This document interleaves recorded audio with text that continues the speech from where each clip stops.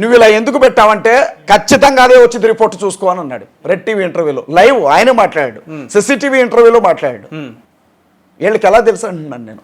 Bro ఒకటి పక్షపాతం చూపించకండి దయచేసి, మీ కాళ్ళు పట్టుకుంటా. అయ్యో నిజాయితీగా మాట్లాడండి. కరుణాకర్ సుగ్గున ఇదే మాట మాట్లాడు, లలిత్ కుమార్ ఇదే మాట మాట్లాడు, ధర్మ మార్గం భాస్కర్ రాజు అయితే ఏకంగా వాడు మందు తాగాడో డ్రగ్స్ తిన్నాడో ఎవరికి తెలుసు అన్నాడు. ఎట్లా తెలుసు వీళ్ళకి? నేనేమన్నానంటే ఫస్ట్ డే బిగినింగ్ డే వీళ్ళు ఎట్లా మాట్లాడతారనుకున్నాను నేను. సరే యాక్సిడెంటే బ్రో, యాక్సిడెంటే జరిగింది, ఏదో బండి కొట్టేసి వెళ్ళిపోయింది అనుకుందాం. కానీ అది ఖచ్చితంగా మందు తాగి కడుపు నిండా తాగి, ఆ మాట కూడా ఇంకా భయంకరంగా అన్నాడు, మీరు చదివారు. చచ్చుంటాడు కన్ఫర్మ్ ఇది చూసుకోండి అని ఎలా అంటున్నాడు. వీడికి తెలియకపోతే చెప్పండి, అలా అంటారు ఎవరైనా? నేనైతే ఏమంటానంటే ఒకవేళ హమారా ప్రసాదే చచ్చిపోయి ఉంటే ఆ పందిగాడు కడుపు నిండా తాగి బార్ షాప్లో, వాడికి అలవాటు ఉంది కదా సాయంత్రం కాగానే దున్నపోద్దు అయినట్టు తాగుతాడు, ఎక్కడన్నా పడి చచ్చాడేమో అది నా అనుమానం అంటాను. ఒకవేళ తాగాడేమో చచ్చాడేమో అని అంటారు, కానీ ఖచ్చితంగా తాగే చచ్చాడు ఇదే రిపోర్ట్ పోస్ట్ మార్టంలో వచ్చింది చూడండి అని నేను అట చెప్తాను బ్రో. అంటే ఏమంటున్నారు మీరు, వాళ్ళే చంపారు అనుకుంటారు ఎట్లా?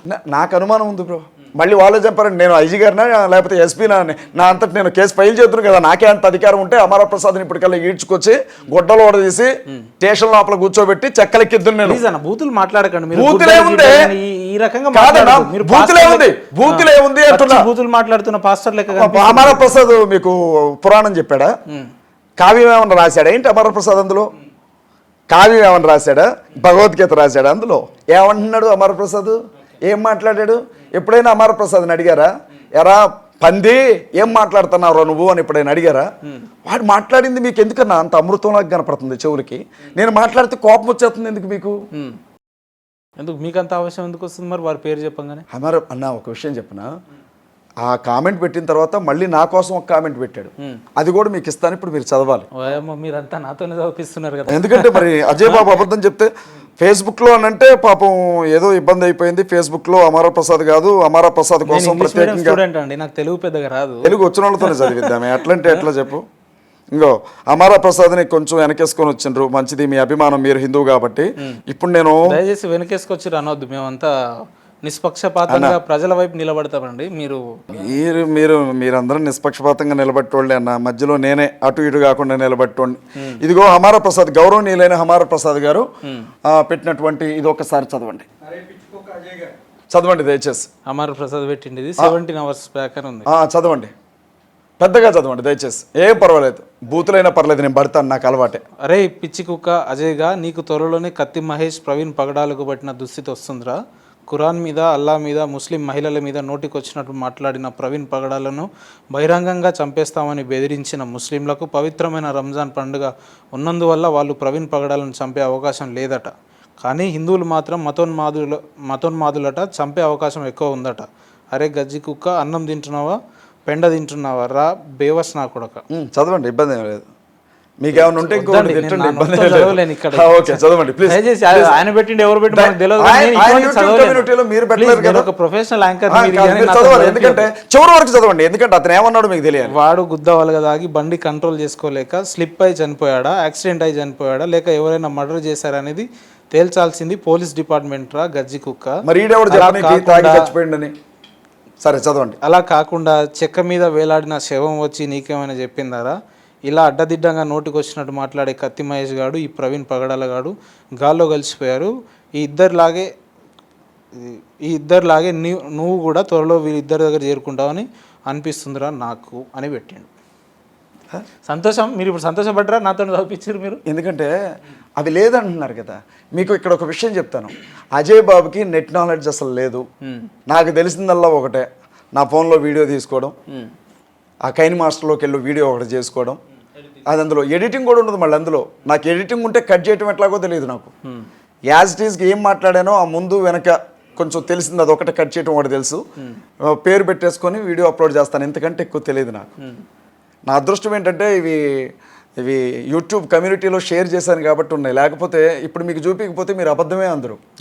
ఇట్లాంటివి నేను మీకు ఇంకొకటి చూపిస్తాను చూడండి. అయ్యో మీరు ఈసారి మీరే చదువుతారు ఈసారి బ్రదర్, ఎందుకంటే కాదన్నా అన్ని బూతులు లేవు. ఇది ఒకసారి చూడండి, ఇది చిన్న తరణి అని బీజేపీ లీడర్, ఆయన ఫేస్బుక్ పేజ్లో పెట్టింది, అదొకసారి చిన్న తరణి బీజేపీ నిత్యం హిందూ గ్రంథాలపై దేవీ దేవతలపై విషం కక్కుతూ క్రైస్తవ సమాజంలో దేశద్రోహ విత్తనం నాటే పాస్టర్ ప్రవీణ్ పగడాల ఆకస్మిక మరణం. విజయవాడ రాజమండ్రి హైవేపై రోడ్ యాక్సిడెంట్లో చనిపోయినట్లుగా ప్రాథమిక సమాచారం. బతికినన్నాళ్ళు అశాంతితో రగిలిపోయిన అతని ఆత్మకైనా శాంతి కలగాలని కోరుకుంటున్నాను. నెక్స్ట్ పాస్టర్ అజయ్ బాబు గాడు. ఇప్పుడు చెప్పండి అన్న, నేను అబద్ధం బాగా గ్రౌండ్ లెవెల్ బాగా వర్కౌట్ చేసినట్టున్నారు. వర్కౌట్ కాదన్నా, ఇవి నేను తీసినవి కాదు, జనాలు నాకు పంపించినవి. అన్న నీ పరిస్థితి ఎట్లుందో చూడు అని.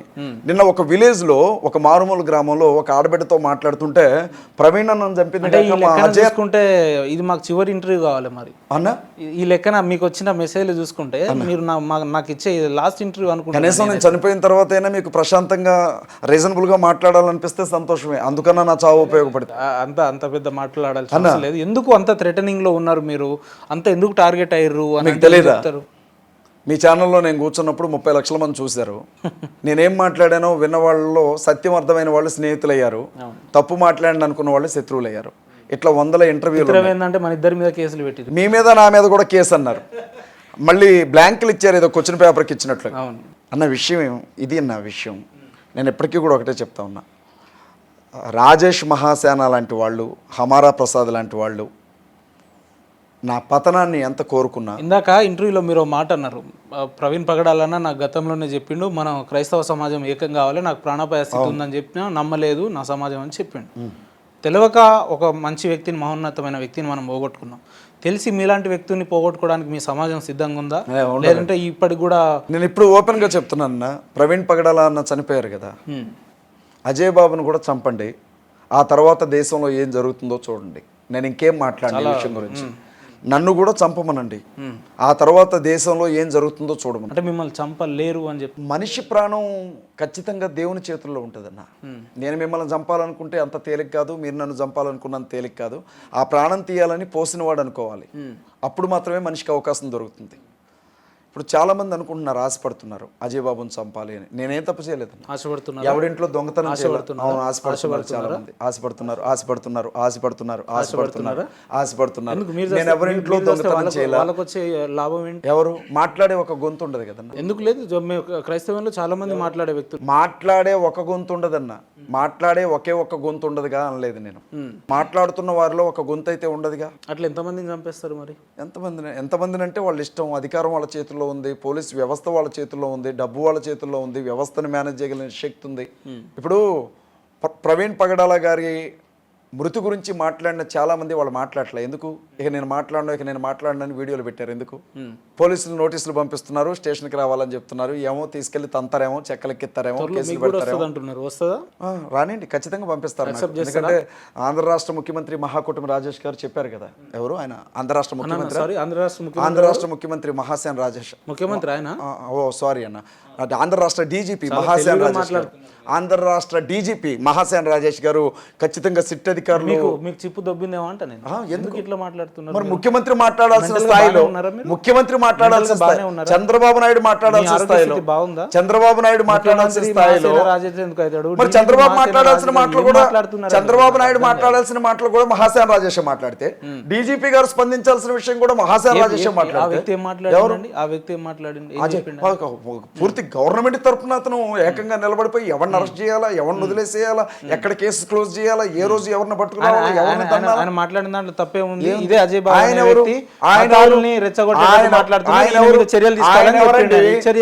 ఎవరు? పోలీస్ ఆఫీసరా, కలెక్టరా? ఈ కేసును ఏమన్నా ఆయనకు అప్పగించిందా ప్రభుత్వం?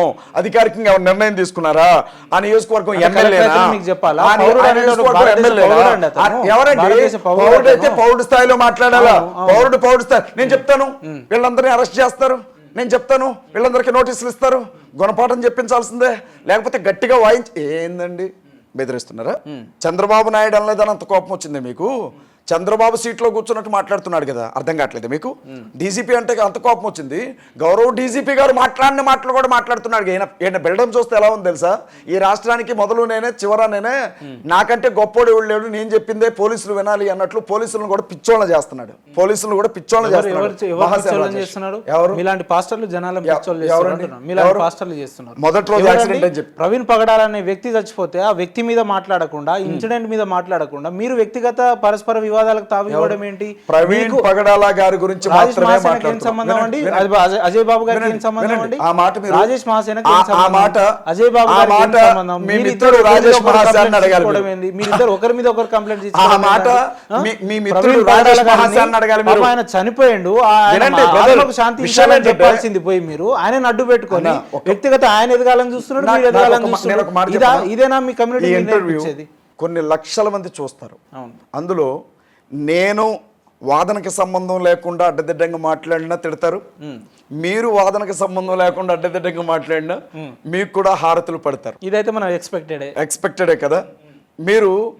మీరు ఎంత సీరియస్గా మాట్లాడినా నాకు నవ్వు వస్తుంది అక్కడ. ఎందుకంటే రాజేష్ మహాసేన అనే వ్యక్తి ఈ రాష్ట్రంలో ఈ కేసు విషయంలో నాకు తెలియకుండా చేమ కదలదు అన్నట్లుగా బిహేవ్ చేస్తున్నాడు మీడియా ముందు. తన మహాసేన మీడియాలో ఎవరిని అరెస్ట్ చేయాలో, ఎవరికి నోటీసులు పంపాలో, ఏం చేయాలో పోలీసు వ్యవస్థ తరఫున ప్రతినిధిగా మాట్లాడుతున్నాడు, ప్రభుత్వం తరఫున ప్రతినిధిగా మాట్లాడుతున్నాడు, పార్టీ తరఫున ప్రతినిధిగా మాట్లాడుతున్నాడు. పోలీస్ డిపార్ట్మెంట్ ఏం చేయాలో మీరు చెప్తలేరా? నాకు అనుమానం ఉందండి, నాకే కాదు యావత్ మాట్లాడిస్తావా? నువ్వే మాట్లాడతావా? మాట్లాడండి, నువ్వు మాట్లాడు, మాట్లాడు, నేను వెళ్ళిపోతాం. మరి మీరు ఒక్కరే కాదే, నువ్వు మాట్లాడి నేను లేచి వెళ్ళిపోతా. నీకు చెప్పాల్సింది అనిపించినంత చెప్పాను. అది చెప్పండి. చనిపోయిన ప్రవీణ్ పగడాల గారు అది యాక్సిడెంటా హత్య అనేది తేల్చాల్సింది పోలీసులు. మొదటి రోజు వచ్చాడు మహాకుటుంబ రాజేష్, యాక్సిడెంట్ అన్నాడు. జనాలు అక్కడ తిరగబడ్డారు, ఇది జరిగిందా లేదా అని అడగండి. పెద్ద ఎత్తున గొడవ చేస్తారు ఇక్కడి నుంచి వెళ్ళిపోయాడు అక్కడ నుంచి. బాగా యాక్సెప్ట్ చేసినట్టు అవును, పూలు జల్లారు.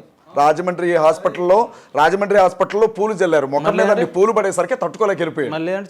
చెప్పులు జల్లారు. ఏం జల్లారు అడగండి ఆయన. ఆడేం జరిగిందో అడగండి. రాజేష్ మహాసేన క్షమాపణ చెప్పాల్సిందని వీడియోలు వచ్చినాయా లేవా అని అడగండి. నేను బెట్ల రెండో రోజు నారా లోకేష్ గారు ఇది ప్రాథమికంగా మాకు పోలీసులు చెప్పిన వివరాలను బట్టి యాక్సిడెంటే అని చెప్పారు.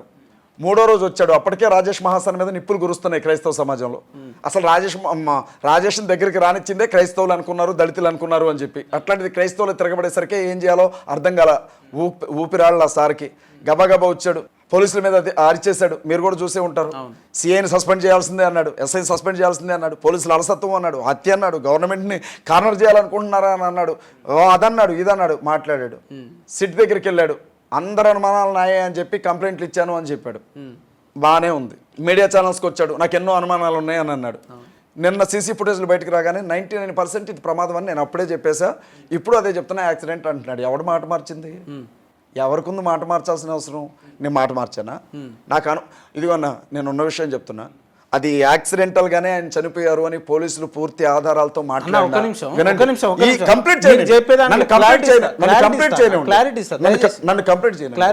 సరే. ప్రవీణ్ పగడాల గారు చచ్చిపోయిన తర్వాత రాజేష్ మహాసేన గారు ఒక్కరే కాదు కదా మాట్లాడింది, ఎవరు అనేకమైన యూట్యూబ్ ఛానల్స్ మాట్లాడారు, అనేకమైన జర్నలిస్టులు మాట్లాడారు. ఏ ఒక్కరు కూడా ఇది నా వ్యవహారం అని తీసుకోవాలి. ఒక్క మహాసేన మాట్లాడితేనే మీకు వచ్చే ఇబ్బంది ఏంటంటున్నా. చాలా మంది మాట్లాడారు కదా, చాలా మంది టార్గెట్ చేస్తున్నాడు. మమ్మల్ని ఎందుకు టార్గెట్ చేస్తున్నాడు?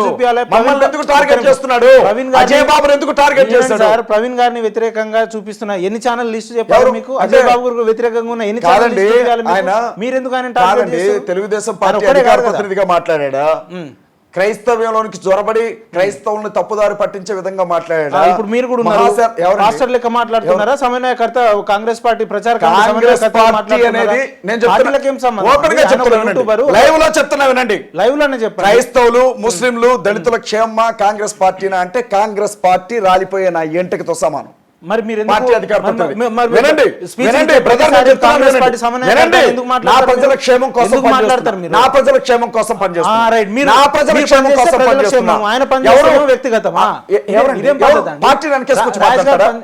నారా లోకేష్ కోసం మాట్లాడతాడా? చంద్రబాబు నాయుడు కోసం మాట్లాడుతున్నాడా? బీజేపీ కోసం మాట్లాడుతున్నాడా? రేవంత్ రెడ్డి ఎవరండి మధ్యలో? రేవంత్ రెడ్డి ఎవరండి? చనిపోయింది ప్రవీణ్ పగడాల గారు. ఎట్లా చెప్పుకుంటారు? ప్రజల కోసం మాట్లాడుతున్నాను ఎందుకు నేను. చెప్తారు మీరు అట్లా? నాకు ఎందుకు చెప్తారు? ఈ రోజు వరకు కూడా అవసరం ఏముంది?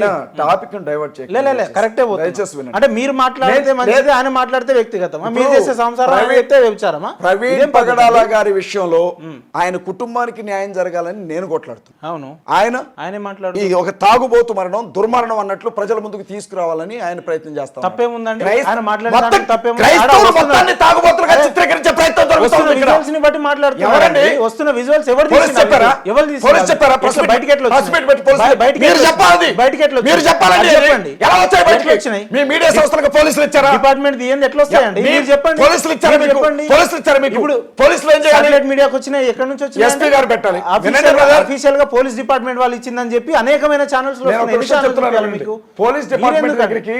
పోలీస్ డిపార్ట్మెంట్ దగ్గరికి విజువల్స్ వస్తే ఏం చేయాలి వాళ్ళు? మీకు పూర్తి ఆధారాలు తెలిసిపోయినాయి కదా. ప్రెస్ మీట్ ఇదని చెప్పాలి. అజయ్ అన్న, నేను చెప్పేది వినండి. ఆయన ఆల్కహాల్ తీసుకొని చచ్చిపోయిందా, వాటర్ తాగి చచ్చిపోయిందా పక్కన పెడితే జరిగింది మీకు జరిగినట్టుగా విషయం పోలీస్ కాదేమో. డిపార్ట్మెంట్ చెప్తే మీకు మీరు అది ఎందుకు విషయం కాదేమో. అన్నా, నిన్నొక వ్యభిచారంటే నువ్వు ఊరుకుంటావా? చనిపోయిన తర్వాత నిన్నొక వ్యభిచారంటే నువ్వు అంటే ఊరుకుంటావా? అక్కడ ఆ రకంగా ఉన్నాయి, ఎవరు? విజువల్స్ ఉన్నాయి Create కాబట్టి చేయడం మాట్లాడతారు. ఎంతసేపు తప్పేముందండి? అన్నా? Create చేయడం Visuals ఎంతసేపు? ఎట్లా Create చేయడం చేస్తారు ఎంతసేపు మీరు? అంటున్నా? ఎట్లా ఇవాళ create చేస్తారు? AI టెక్నాలజీ వచ్చింది. మీరు ఇక్కడ ఉండగానే హైదరాబాద్ లో ఒక అమ్మాయితో తిరుగుతున్నారు. చేయండి, నాకు అట్లా చూపించండి. నేను ఒక హీరోని పక్కన ఏ ఉన్నాను, నాకు టెక్నాలజీ? చెప్పండి. ఎందుకు ఏ మాట్లాడతారు? టెక్నాలజీ? ఇంకెన్ని రోజులు మీ పాస్టర్ల ఏఐ టెక్నాలజీలో ఏం చేయడమైనా సాధ్యమే. మేము ఏమన్నామంటే ఆయన ముఖం చూపించండి ఒకసారి. అనేక సందర్భాల్లో ఆయన మీరు చూపించారు, మంచిదే. ఆయన ముఖాన్ని ఒకసారి చూపించండి. ఒకవేళ అదే వాస్తవం అలాగే చనిపోయాడు అని అంటారా, అది మా కర్మ అనుకోని వదిలేస్తాం. ఇంటర్వ్యూ పిలిచి నన్ను, నేను మీకు స్టార్ట్ అయ్యేటప్పుడు నేను కార్లో వస్తున్నా అని చెప్పిన. మీ ఇంటికి కూడా నేను అదే కార్లో రీచ్ అయ్యాను.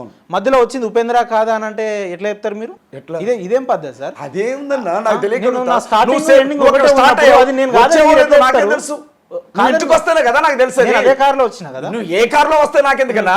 నువ్వు వస్తున్నానని అరే, ఆ చెప్పావు. మనిషి బుల్లెట్ లో అన్న, వెళ్తాడు, topic divert అవుతుంది. బుల్లెట్ లో వెళ్తాడు, ఒక విషయం మాస్క్ అన్న, వేసుకుంటాడు, అన్న. హెల్మెట్ వేసుకుంటాడు, అదే బైక్ ఉంటది, అదే లగేజ్ ఉంటది, అదే అన్ని ఉంటది. మళ్ళీ ఆ వ్యక్తి కాదని మీరు ఎట్లా చెప్తున్నారు? అరే, అసలు ఎట్లా మాట్లాడుతున్నారు అన్న నిజాలు మీరు ఇట్లా? మాట్లాడుతున్నామన్నా. నిజాలు కాదు, నిజాలు మాట్లాడుతున్నాం. నేను చెప్పేది వినండి.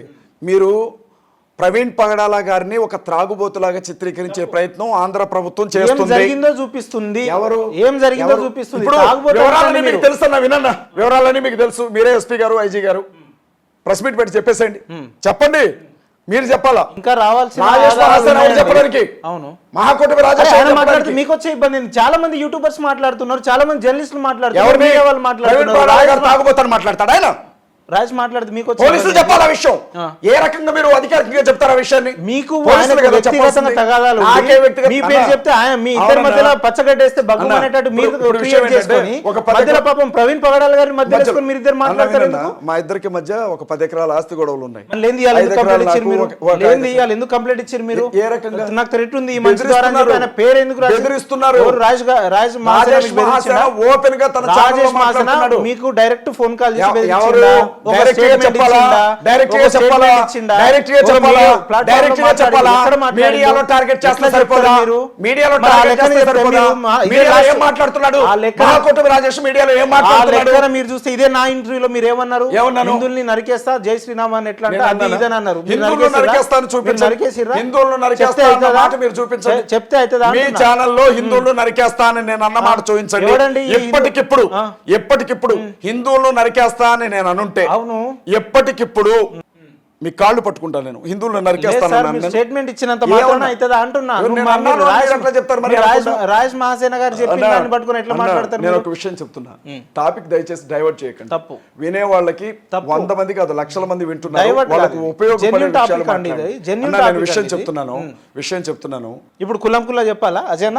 చెప్పు. నా మనసులో చెప్పాలి. చెప్పు. ప్రవీణ్ పగడాల గారి మరణాన్ని అడ్డేసుకొని వ్యక్తిగతంగా ఎదగాలని చూస్తున్నారు. ఎవరు? నాకే ఎదగాలని చూస్తున్నాను నేను అంటాను. ఎమ్మెల్యేకి పోటీ ఎదగాలని చేస్తాను కాదు. చూస్తున్నాను వినండి అంటాను. అన్న, నేను ఎంతకాలం కొట్లాడింది షఫీ గారు ఎట్లా వచ్చిరండి? అక్కడికి ఎవరు తీసుకొచ్చిరా? మనిషి కాబట్టి వచ్చారు. ఎవరు తీసుకొచ్చిరా? మనిషి కాబట్టి వచ్చారు. ఎవరిని ఆయనంతటా ఎవరిని ఆయనే కన్సల్ట్ వచ్చాడు. అయ్యి వచ్చింది? ఆయనంతటా ఆయనే మీరు వచ్చాడు.